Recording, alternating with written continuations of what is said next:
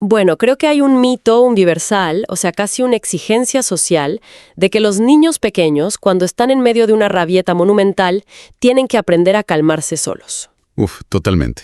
Es expectativa de siempre, ¿verdad? Tal cual.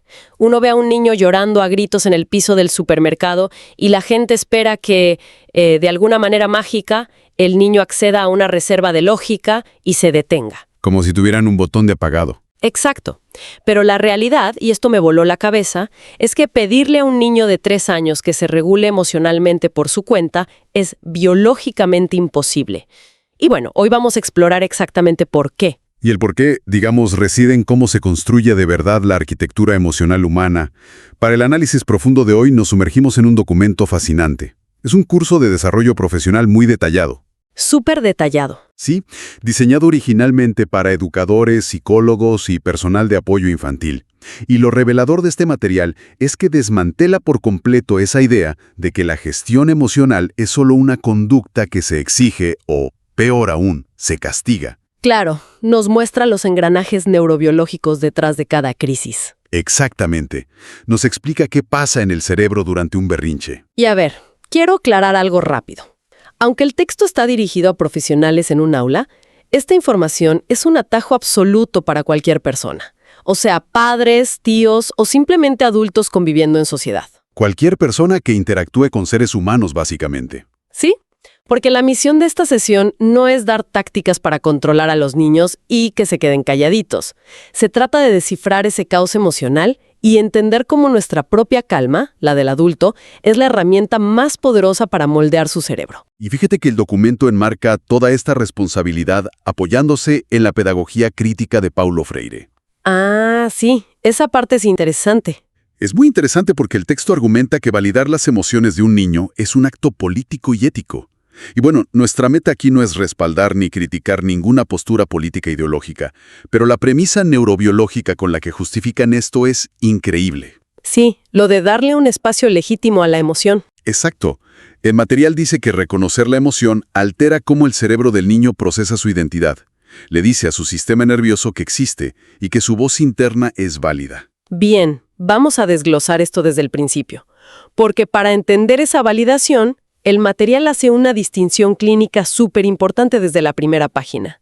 Separa cosas que solemos meter en la misma bolsa. Sí, el vocabulario que usamos todos los días. Tal cual. Hablo de emoción, sentimiento y estado de ánimo. O sea, los usamos como sinónimos todo el tiempo. Todo el tiempo. Pero a nivel biológico, operan en frecuencias completamente distintas. La emoción, por ejemplo, es puramente bioquímica. Una descarga física. Exacto, es un pulso, una respuesta automática del sistema nervioso ante un estímulo. Hablamos de un torrente de cortisol o de adrenalina que dura apenas unos segundos. Como cuando te asustas porque se rompió un vaso. Ese sobresalto inmediato, esa es la emoción. Ahora, el sentimiento, en cambio, requiere que intervenga la corteza prefrontal. La parte lógica del cerebro. Esa misma. El sentimiento es la historia cognitiva que el cerebro se cuenta sobre la emoción. Es el pensamiento de, me asusté porque se rompió mi vaso favorito y era un recuerdo de mi abuela. Claro, ya hay una interpretación. Y finalmente el estado de ánimo es la resaca de todo eso. Es ese telón de fondo químico que te queda y que puede durar horas o incluso días. O sea, entender esa desconexión biológica es el primer gran momento de revelación del documento. Porque el curso concluye que los niños pequeños experimentan ese torrente bioquímico masivo, la emoción pura, mucho antes de tener la madurez cerebral para construir la historia. Les falta la corteza prefrontal desarrollada para entender qué sienten. Tal cual, la biología reacciona y los inunda, y ni siquiera tienen el lenguaje para intentar nombrar el problema. Y por eso el texto introduce un concepto brillante del psiquiatra Dan Siegel, que es la ventana de tolerancia. Me encanta este concepto. Es buenísimo. Pensemos en esto como, digamos, el ancho de banda óptimo de nuestro sistema nervioso. Cuando estamos dentro de esta ventana, nuestro cerebro está integrado. Podemos pensar con claridad. Exacto, podemos escuchar, razonar, conectar con otros. Pero cuando salimos de esa ventana, la corteza prefrontal, el área pensante, literalmente se apaga. Y el documental detalla que hay 2 formas biológicas de salirse de esa ventana. Por un lado tienes la hiperactivación, que es el clásico modo de lucha o huida. Muchísima adrenalina. Muchísima. Se ve visualmente como ira, gritos, lanzar juguetes, patalear. Y por otro lado está la hipoactivación, que es una respuesta de congelamiento. Cuando el sistema dice basta. Exacto. El sistema nervioso se sobrecarga tanto que decide bajar los interruptores. El niño se retrae, evita la mirada, parece ausente. Y el punto clave aquí es que en cualquiera de esos dos extremos, el aprendizaje es fisiológicamente imposible. Y esto, fíjate, nos devuelve al mito de calmarse solos. Si un niño está fuera de su ventana de tolerancia, su cerebro pensante no está en línea. Está desconectado. Entonces, esperar que aplique la lógica para detener una rabieta es ignorar la anatomía humana básica. O sea, la autorregulación no es un punto de partida con el que nacemos. Es a donde queremos llegar. Es el destino final, claro. Toma años de desarrollo cerebral. Lo que ocurre de verdad en la primera infancia es un proceso de co-regulación. Espera, sí, el texto usa esa palabra todo el tiempo. Co-regulación. O sea, el manejo de la crisis no recae en la fuerza de voluntad del niño, sino en un esfuerzo en equipo. Y a ver, leyendo esto se me ocurrió una analogía. A ver, cuéntame. Imagínate a un pasajero cualquiera que lo suben a la cabina de un avión comercial en medio de una tormenta horrible. Pedirle a un niño de 3 años que gestione su ira es como decirle a ese pasajero que aterrice el avión sin haber tomado ni una sola clase de vuelo. Es una receta para el desastre, su propio sistema nervioso al niño. Le presta su sistema nervioso. Así es. Gracias a las neuronas espejo y a la resonancia del nervio vago, el sistema nervioso inmaduro del niño escanea el del adulto. ¡Wow! Es como un radar. Si detecta que tu respiración es pausada, que tu ritmo cardíaco es estable y tus músculos están relajados, el cerebro del niño empieza a sincronizarse con esa calma. Como que se contagia. Se contagia biológicamente. Y con los años, después de miles de estos préstamos, el niño internaliza el proceso y por fin desarrolla su propia autorregulación. Ok, pero si el niño depende de escanear nuestro sistema nervioso para poder aterrizar ese avión, entonces el estado interno del adulto es la herramienta de intervención más grande que existe. ¿Para bien o para mal? Exacto. Y esto nos lleva a lo que el material llama el currículum oculto, la coherencia del adulto. Porque los niños son lectores expertos de la comunicación no verbal. Leen el sistema límbico como un libro abierto. No se les escapa nada. Nada. El currículum oculto significa que no importa qué tan bonita sea tu lección sobre compartir juguetes, si intervienes en una pelea gritando y súper tenso, el niño registra que el estrés se soluciona con agresión. La biología le gana al discurso. Siempre. Las palabras sobran en ese momento. Especialmente durante una crisis. El curso dice que el cuerpo es el primer territorio emocional. Tratar de razonar con un niño hiperactivado no sirve, porque las palabras rebotan contra la amígdala. No entran. No entran. Entonces, el texto sugiere entrar por la vía sensorial. Hablan de contención física, como un abrazo con presión profunda pero amorosa, o un balanceo rítmico. Que simula el útero materno, claro. Sí, y súper importante, bajar el tono de voz a registros graves, porque los tonos agudos el cerebro los interpreta como alarmas de peligro. Y toda esa intervención física tiene que ir de la mano de la validación. El documento le describe como justicia afectiva. Justicia afectiva, me gusta el término. Es muy potente. Decir cosas como, no llores, no es para tanto, eso invisibiliza la biología del niño. Le dice que sus alarmas están rotas. Exacto. En cambio, decir, veo que estás muy triste, o entiendo que estés enojado, legitima la experiencia, lo ancla a la realidad y empieza a bajar el cortisol. Aquí es donde se pone realmente interesante, porque a ver, todo esto suena perfecto en la teoría, pero es una presión inmensa para el adulto. Muchísima. El documento plantea un caso de evaluación. La pregunta 2 que desestabilizaría a cualquiera. Imagínate esto. Estás leyendo un cuento en paz, y de repente un niño levanta la mano y dice, frente a todos, mi papá me pega cuando se enoja. Uf, tremendo. Se te hiela la sangre. ¿Qué pasa si el adulto está al borde de salir de su propia ventana de tolerancia ante algo así? ¿Cómo prestas calma cuando tu propia alarma acaba de estallar? Ese es el ejemplo perfecto de un secuestro emocional inmediato para el adulto.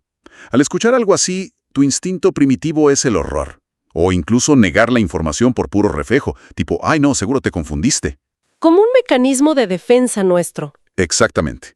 Pero el curso es categórico. La prioridad absoluta, el paso 1 que no se negocia, es que el adulto respire y gestione su propio cuerpo antes de abrir la boca. Es literalmente ponerte tu propia máscara de oxígeno antes de ayudar al de al lado. Tal cual. Porque si reaccionas con pánico, el niño lee ese sistema límbico y piensa, uy, mi verdad es peligrosa. Y lo revictimizas al instante. Claro, le confirmas el miedo. Pero si haces una respiración profunda, fuerzas a tu sistema parasimpático a encenderse. Y solo desde ahí puedes validar la valentía del niño y ofrecerle un entorno seguro mientras activas los protocolos legales. Ok, entender esta maquinaria interna y la respiración es vital. Ahora, el curso luego traduce todo esto a herramientas tácticas para el espacio físico. Revoluciona el diseño de los lugares. Y aquí hablan del rincón de la calma. Sí, y lo diferencian radicalmente del clásico y, según el texto, tóxico rincón de pensar. Es que el rincón de pensar era puro conductismo. Era un castigo. Era mandar al niño al exilio en su momento de mayor desregulación. Lo obligabas a enfrentar esa tormenta bioquímica en completa soledad. Lo cual solo sube el estrés. Lógico. El rincón de la calma es lo opuesto. Es un refugio sensorial codiseñado con ellos. Tiene botellas de la calma con brillantina para centrar la vista, texturas pesadas o auriculares para aislar el ruido. A ver, me encanta pensar en esto como los pits en una carrera de Fórmula 1. A ver, ¿cómo es eso? O sea, un piloto no entra a los pits porque lo estén castigando. Entra porque el auto necesita recargar combustible, cambiar llantas, hacer ajustes para volver a la pista de forma segura. ¡Qué buena metáfora! Es pura recuperación proactiva. Exacto. No es una celda de penalización, es para ajustar tuercas. Y dentro de esos pits, el texto sugiere usar anclajes somáticos. ¿Qué es eso exactamente? Son maniobras físicas deliberadas para estimular el nervio vago y bajar las pulsaciones. Por ejemplo, el juego del globo, que es una visualización para forzar respiraciones desde el abdomen. Oh, ya. O el abrazo de mariposa, súper conocido en psicología. El niño cruza los brazos sobre el pecho y se da golpecitos alternos en los hombros. Esa estimulación bilateral procesa el estrés muchísimo más rápido que hablarle. Reatacar la identidad diciendo, eres malo por tirar los bloques, se usan 4 pasos súper claros. Observación, sentimiento, necesidad y petición. Exacto. Dices, veo que tiraste la torre, me siento preocupada, necesitamos cuidarnos, buscamos otra forma de sacar el enojo. Pero esto plantea una pregunta importante, porque aplicar esos pasos en pleno caos es dificilísimo. Completamente. Y surge un escepticismo natural. Muchos piensan que este enfoque valida todo y cae en la permisividad absoluta. Y esa es la preocupación número 1. O sea, si un niño hiperactivado me tira una lonchera de metal a la espinilla, mi instinto no es conectar con su dolor. Mi instinto es frenar el golpe. Lógicamente, es supervivencia. Sí. ¿Cómo validas sin enseñarle que lanzar cosas pesadas está bien? El documento aborda esto de la lonchera con un principio rector increíble. Dicen, sí a sentir, no a lastimar. Ok, separar la emoción de la conducta. Esa es la clave. La emoción interna es válida, la conducta externa que lastima, no. Tienes que mantener tu corteza prefrontal funcionando a pesar del dolor, e intervenir con un límite inamovible. Poner la estructura. Sí. Le dices con firmeza, no voy a dejar que me lastimes, tirar cosas rompe los límites. Un mundo sin reglas aterra a los niños. Pero en la misma frase, validas la biología. Veo que estás furioso. Y tener rabia es válido. Súper claro. Restringes lo físico, pero no condenas su química. Y luego, el texto dice que hay que redireccionar esa energía, porque el cortisol tiene que salir. Exacto. Ofrecerle saltar sobre un cojín o algo así. Ahora, implementar esto en el mundo real inevitablemente choca con las creencias de afuera. El material habla de los nudos críticos en la vida diaria. Y uno enorme es la mentalidad adultocéntrica de las familias. Esa inercia de exigirle a un niño que se comporte con la madurez de alguien de 30 años. Exacto. Y ahí nacen esos comentarios que todos hemos escuchado tipo, a mí me pegaban y salí bien. O si lo abrazas cuando hace berrinche, no va a aprender nunca. Y para lidiar con eso, el curso prohíbe generar culpa en los padres.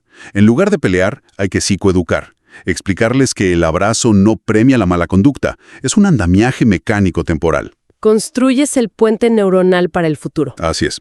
Les prestas calma hoy para que en la adolescencia no recurran a la violencia. Y para ilustrar esto, el texto analiza casos de estudio reales. Por ejemplo, el caso de Martina, de 2 años.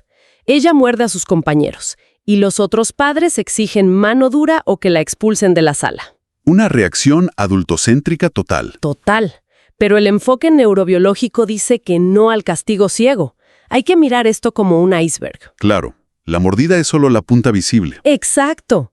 Debajo del agua puede haber una necesidad sensorial enorme, dolor de dientes o muchísima frustración porque Martina aún no sabe decir necesito espacio. No tiene las conexiones neuronales todavía. No las tiene.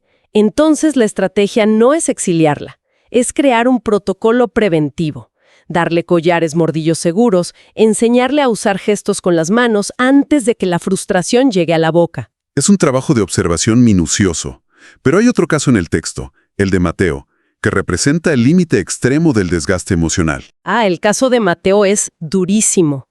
Mateo tiene 2 años. Acaba de entrar al centro. Cada mañana durante 20 minutos ininterrumpidos, llora con un terror absoluto. Se tira al suelo y se golpea la cabeza fuertísimo contra el piso. ¡Uf, qué angustia! No responde a la voz. Su madre se va por el pasillo llorando y la educadora se queda paralizada por la magnitud de la crisis. Entonces, ¿qué significa todo esto en un caso tan extremo? O sea, ¿cómo ayudas a un niño en ese nivel de secuestro emocional sin que la educadora sufra de burnout? Es que lo de Mateo es un secuestro amigdalino total. Su cerebro primitivo interpreta que separarse de su mamá es una amenaza de muerte. No hay razonamiento posible, y el riesgo de daño físico es inminente. ¿Y qué se hace? La intervención tiene varias capas. En el pico agudo, la regla es el acompañamiento desde el suelo. El adulto tiene que agacharse físicamente. Claro, quedarse de pie es como ser un depredador. Exacto, activa el instinto de presa y da más pánico. O sea, te bajas a su nivel, pones cojines o tus manos para proteger su cabeza y usas ese tono de voz grave que dijimos, operando solo como una presencia física hasta que baje el cortisol. Nada de hacer preguntas ni dar sermones en ese momento. Y después del pico, Requiere una intervención sistémica, rutinas visuales para que Mateo sepa qué va a pasar. Y súper importante, hacer una alianza con la mamá sin culpas. Ella también está con un estrés tóxico y necesita empatía para transmitirle seguridad al niño. y esto me lleva al punto ciego gigante del sistema. ¿Qué pasa con la educadora? Porque gestionar secuestros amigdalinos, sostener a la madre, proteger a Mateo y encima mantener tu propia calma es un desgaste brutal. Brutal. Y el documento trata el burnout no como una falla personal, sino sistémica. La autorregulación no es infinita. Se agota. Se agota. Las instituciones tienen que establecer rituales de autocuidado matutino para el equipo. Si los engranajes del sistema nervioso del adulto están oxidados por el estrés, no hay calma que prestar. Volviendo a los pits de Fórmula 1. Si los mecánicos están deshidratados y al borde del colapso, el auto no va a volver a la carrera en buenas condiciones. Imposible. Bueno, mirando todo este desglose de la primera infancia, vemos pilares innegables. Vimos que la corregulación es la maquinaria base. Prestar nuestro sistema nervioso no es malcriar, es cablear el cerebro del futuro adulto. Es un andamiaje. Sí, entendimos que nuestra coherencia emocional se contagia, y que validar el mundo interno de un niño puede coexistir con poner límites físicos muy rigurosos. Es cambiar el chip. Dejas de ver a un niño problemático y empiezas a ver un sistema nervioso inmaduro pidiendo ayuda para organizarse. Tal cual. Y para cerrar, el documento hace una conexión filosófica usando una frase de Paulo Freire. Dice, la educación no cambia el mundo, cambia a las personas que van a cambiar el mundo. El texto llama a esto una revolución silenciosa. Una revolución silenciosa, sí. Y nos deja con una reflexión inmensa.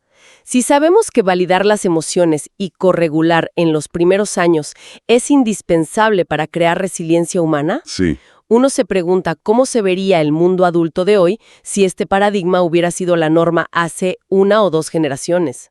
Las implicaciones son abrumadoras.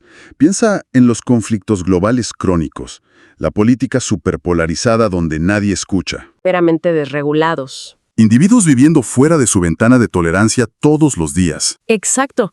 Podría ser que las guerras, los conflictos diarios sean en el fondo pataletas a gran escala de adultos a los que nunca nadie les prestó un sistema nervioso seguro ni les construyó un rincón de la calma cuando eran niños. Te deja pensando, sin duda. Es de locos. Y bueno, con esa idea terminamos nuestro análisis profundo de hoy. La próxima vez que vean un berrinche monumental o incluso a un adulto operando desde su amígdala, observen qué mecanismo usan ustedes para mantener su propia calma. ¡Hasta la próxima!